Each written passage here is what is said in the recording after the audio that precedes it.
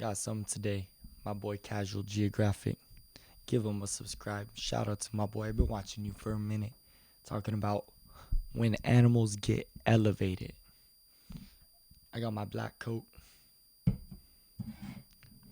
We're going to see how these animals get faded. As this is a college class, I don't give a fuck you hitting your vape. You looking at your computer playing Fortnite on the laptop. Take your notes. Y'all better pass that test though.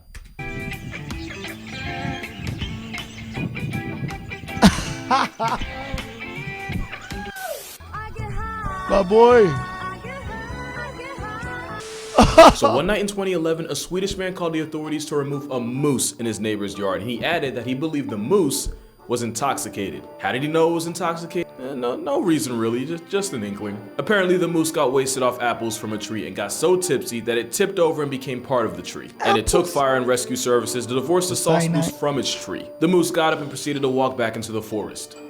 The next morning, after passing out and going AFK in the same neighbor's garden. So mostly happy ending, nobody got hurt, the tree was left more or less intact, and these pictures were taken by the man's 10-year-old son with the hopes that he could sell them and use the money to buy a PlayStation. CNN would end up buying the pictures. So now there's some 22-year-old Swedish dude that has the best conversation starter no matter what room he's in. And this wasn't a one-time thing. If you had a nickel for every drunk moose story in Sweden, you'd have enough to buy yourself a first-class flight to experience a Buzz Bullwinkle in person. There was that time a moose got plastered and decided to harass school children, and there was even one case where some moose binged on the forbidden fruit and then... well, I can't tell you exactly what's happening here, just know it's a 3-player game with 0 controller. It's believed that when apples fall from trees, they eventually ferment and all the sugars become alcohol. And when moose eat these fruits, well, at best a child gets a PlayStation and at worst a child witnesses 3 moose stationed in play. Some scientists argue that alcoholics are a myth and that moose are just too massive to be put out of commission by some apples. My response? There is no sober explanation for this. Cyanide. Look at this dude. It's not a stretch to believe some animals will go out of their way to alter their consciousness, and the methods get a lot more out of pocket than just eating expired apples. Brown bears in a reserve in Russia apparently huffed jet fuel to get elevated. Photographer Igor Shpilinok spent 7 months in bear country, and he says the bears would find these used barrels, take a hit of kerosene and gasoline, and proceed to airdrop their conscience to Mars. And yeah, the baked bears started fiending, to the point where the kerosene carnivores would actively stalk helicopters just on the off chance they get to lap up any fuel that spills onto the soil. And if you're judging them, you must not know what humans are willing to introduce into their bodies just to let their minds ascend. According to a survey, about 46% of Americans call Christmas their favorite holiday. For any of the 46 watching this, I apologize in advance. Reindeer have been seen actively seeking out and eating the Amanita muscaria mushroom. Thanks to their special digestion, they're able to eat something considered poisonous to most animals. The mushroom is also a well-known hallucinogen, and considering reindeer will go out of their way even digging through snow to cop a taste, chances are they know too. And while That's crazy, because that mushroom dude be looking like Santa Claus. is poisonous, it's technically poisonous the same way alcohol is, which is why shamans in Siberia would down the mushroom in rituals in order to become one with nature and all the animals in it, while getting absolutely obliterated in the process. It's even believed that since unwanted toxins are flushed out the body through urine, if you didn't want to run the risk of getting folded by fungus, you could drink the pee of an inebriated ice deer to join the same wavelength as them. It's said that the fungi gives the users feelings and visions of taking flight, a red and white being that puts reindeers in the clouds. Santa might have been a mushroom this whole time, or a shaman, and the reindeer charioting his sleigh of Christmas magic are just a bunch of caribou cooked off shrooms. Now you see why Rudolph was a red-nosed outcast. While everyone else was trying toadstools, he was out here crushing crystals. But long story short, get R. Kelly by the right reindeer and you'll both believe you can fly. That's probably in bad taste. Like the reindeer. In 2009, Tasmanian farmers were plagued by crop circles that seemed to appear in their fields overnight. Some people thought it was aliens shooting their shot with the earth. The answer is somehow even weirder. They're coming. Man, what the fuck? Trust me. I've got... This is a Bennett's wallaby. And just know this wallaby wallin'. Tasmania is the world's largest source of the poppies used to make opium painkillers. And the travel-sized kangaroos break into the poppy pastures and eat enough to go on a literal field trip with no school bus. Turns out the circles were caused by faded wallabies grazing in circles and then crashing. And these junky marsupials will go as far as... I don't believe that shit. How the fuck they gonna make circles like that, bruh? They ain't jumping in no damn pattern like that, bro. If you was drunk, you ain't jumping in no damn pattern. You ain't got this type. Scaling fences and eating the same white opium gum used to make morphine and the purple stuff Lil Wayne likes. All that to get more stoned than a witch in Salem. And after they eventually come back to Earth, the Wallabies wake up and just go about their day. Because only someone with no job and no bills to pay can afford to live like this. Which is why bees don't be having any of that. You want to get high on hive time? You better pack up your stuff and figure life out, because you finna be homeless, good buddy. In the summer, the intense heat can cause the nectar and flowers to ferment. The end game of that is literal buzzed bees flying under the influence. And the symptoms are exactly what you'd expect. A hammered honeybee will often bump into flowers and trees, and can even get so sloshed that they can't make it back home and can flatline if they get too cold at night. It doesn't get a whole lot better if they do find their way back. Like I said, bees have no tolerance for the tipsy, and any bee suspected of being on the juice is violently confronted and thrown out the hive. And since bees primarily communicate through a waggle dance, it doesn't take long for a blitz bee to expose itself. In some cases, guard bees will cripple the offender by chewing their legs off to make sure they physically can't come crawling back. Yeah, they make sure to make an example out of him. And the reason is because bringing fermented nectar into the hive can quite literally destroy the entire colony from the inside. It'd be kind of like passing out special brownies before the big company-wide meeting. So yeah, bees on booze lose a whole lot more than their sobriety. Bees ain't the only ones gambling with life by flying under the influence. In 2006 in Vienna, Austria, 40-something birds were found expired on the ground, but when they were examined by scientists, they didn't find the signs of avian flu like they were expecting. What they did find were rotten berries in their systems, and suddenly the pieces started coming together. It's believed that the berries fermented inside the birds and got them more faded than an NBA legend's hairline. Now for real though, something about greatness means negotiating the integrity of your mind. The songbirds even had the liver scar that you'd usually only expect from a hardcore drinker. The result was a bunch of intoxicated birds face planting in the windows. In lighter news, the same way people start slurring their words once they get to first base with a bottle, buried down birds will often sing like drunks. In an experiment, vocal zebra finches were given some alcohol, and after a couple sips, their songs got more disjointed, more disorganized, and just overall sloppy. Worst part is, they probably thought they were killing it too, which makes them the complete opposite of bats. And you'd think something that flies for a literal living wouldn't do it while mind fog. If you playing instruments and you drunk, you already know you feeling it better, and you sound like shit too. Probably damn near same fucking consciousness, same type of fucking act that they got as us. I said fog. I said fog. But bats don't really for a literal living wouldn't do it while mind fogged. I said fog.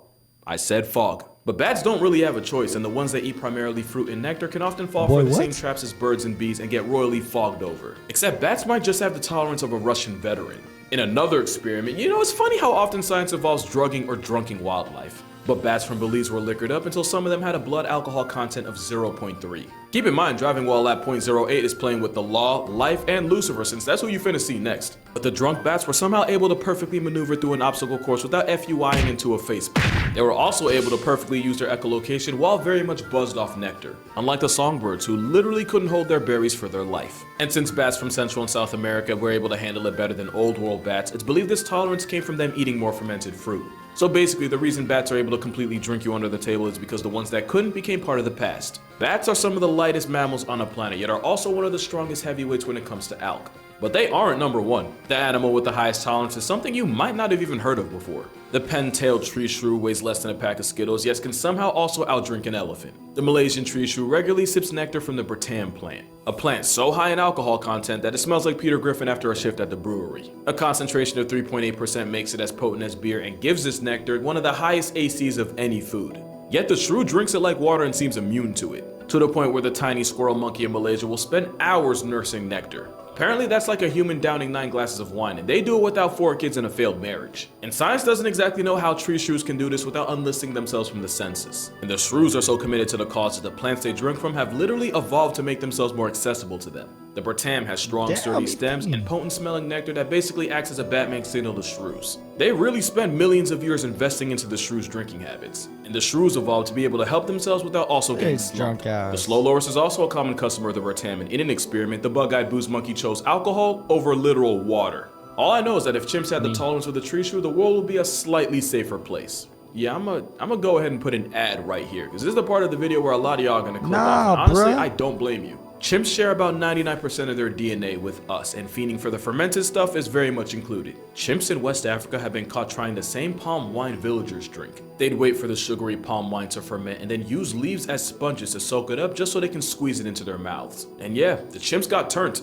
but sometimes they get a little too gone for everyone else's good. Because there have been multiple cases of chimps raiding illegal brewing setups in Uganda and making off with whatever beer they could. And in some cases, the beer blasted chimps would proceed to hunt human children. That escalated, didn't it? I'm not gonna go too far into the specifics for the sake of our mental health and guidelines. Just know that the same way chimps will stalk and jump smaller monkeys as prey is the exact same way they go after children. Not to mention a chimp heavy on liquid courage is more likely to run a fade than just run. In their Yo, them chimps, they fucked up. Yeah, look at them. They just like us, though. defense, humans encroaching onto their natural habitat and adding even more competition is the biggest reason for chimp carnage. But in their offense, chimps are 1000% the angry, belligerent drunks of the animal world. And they're not the only primates that make their drinking our problem. Vervet monkeys on the Caribbean island of St. Kitts managed to drink themselves into an addiction, to the point where the drunkies fuel it by stalking tourists from the trees just so they can snatch any drinks left unattended. The booze bandits are so committed that they even managed to work out the best times and places to get away with their thievery. It got so ridiculous that researchers decided to study them, and turns out we're really no better than them. Since the drinking behaviors of these monkeys are so human, you'd swear it was a joke. In this experiment, they found that some monkeys are social drinkers that only participate if other monkeys get involved. Then you have the regular drinkers, the ones who do it, well, regularly and socially, but they're still able to help lead the troop. So they're pretty much the functional alcoholics. And then there's the bingers, the ones that drink themselves into a coma or until they get so aggressive they pick a fight with someone. So yeah, I'd say they're the frat boys of the group. These are the ones that would drink themselves into an early life retirement if you give them the chance. And finally, you have the monkeys that don't or barely drink at all. Also, apparently, this is just funny to me, apparently it's the younger vervet monkeys that are more likely to turn up than the adults, since the adults have to be alert and aware of social dynamics in the group. You peep how I can replace monkey with human and everything I said still tracks? And it doesn't just stop at booze. Once in the prehistoric times of 2000, in an experiment, a bunch of you know what, we'll rule of thumb, if I ever say the phrase in an experiment, expect nothing but nonsense to follow. This time it involved getting a bunch of squirrel monkeys stoned and then giving them the option to self-medicate, which they did, as the monkeys that were introduced to Mary Jane would be more likely to push a lever to receive an injection of THC, proving that monkeys Colony monkeys, Baltimore, been trained to self-administer THC by injection. What? Hey, I'm gonna need me some of that. At the 2005 ICRS meeting, the abuse potential. Goldborn monkeys like to self-administer fucking THC by injection with potential for abuse. A la verga. All their effort to create an alternative to smoked marijuana.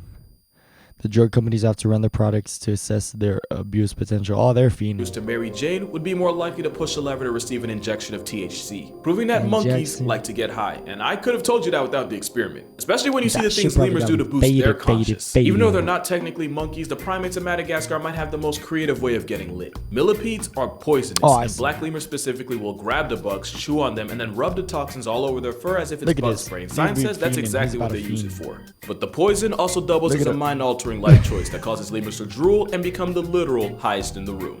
Meaning lemurs also self-medicate. They just be smoking millipede packs. Now there is a chance that lemurs really are just only using this as bug repellent, but this is not the conduct of someone who would pass a pee test. As for the millipede, imagine millions of years of evolution just for your biggest flex and defense to be used as a struggle bong for a lemur in the Stone Age. I'm sure the pufferfish can relate. You knew this was coming the moment you read the title. Pufferfish are one of the most poisonous things alive, and dolphins will take turns chewing on the puffer and then giving it to the next one in the rotation. Quite literally a puff puff pass. And just like with the millipede's toxin, the tetrodotoxin from the pufferfish seems to have an effect on the dolphins. The effect resulting in some doped up dolphins and a seriously traumatized puffer. And now you see why she's single. You remember how I said a tiny tree shrew could drink an elephant under the entire bar? That wasn't a throwaway. I said that for a reason. For a while, scientists called cap on the stories of inebriated elephants, and their biggest claim was that it would take an outrageous amount of alk to have an effect on an animal that huge. Turns out, the most plus-size animal walking the earth today is also a massive lightweight. The ADH7 gene is the one most responsible for helping break down ethanol, aka the drink that leads to good nights and bad decisions. Humans are able to handle their drink a little before French kissing the floor thanks to enzymes that allow us to break down ethanol faster than most animals. For elephants, the ADH7 gene is basically out of order, meaning they're less able to hold their liquor. So if a couple elephants scarf down a bunch of fermented fruit, it's suddenly more likely that they get bodied. Which sounds fun, yeah, it sounds real cute till you realize that means they're drunk driving. More like why he like that?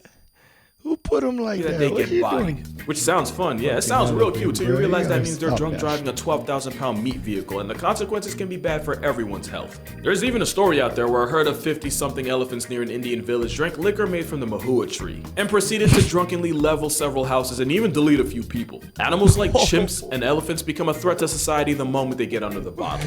Hey, You know, don't be giving your elephant no alcohol. If y'all got an elephant at home, don't be giving them none of that shit. You're gonna be trampling you and your neighbor, bro. Don't be feeding your elephant alcohol, la verga.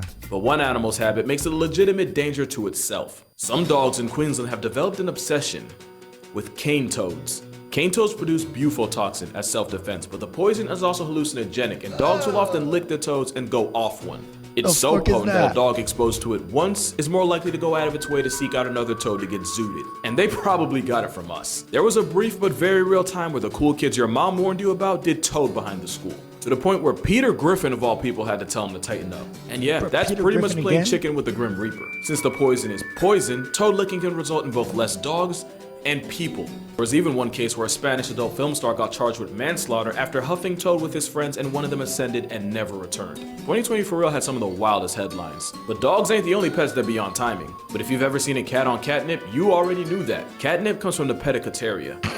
I don't know what it is, I just love saying that. And that contains a chemical called nepidolactone. And nepidolactone will bind with receptors in the cat's nose the same way pheromones do. It even lights up the part of the brain responsible for, you know, the thing cats do with other cats to make more cats. This whole time we thought they were high. Bruh. When really catnip just makes them dumb and horny. And even though I was half kidding, it actually makes a lot of sense since catnip doesn't work on cats that haven't reached sexual maturity. The chemicals also hit the cat's opioid system, which is a gateway to 15 minutes of feline euphoria. And it's not just house cats. Catnip apparently has wild cats like leopards, cougars, lynxes, and even some lions in a chokehold. So yeah, cats might just be the original stoner. I mean, just look at this jaguar.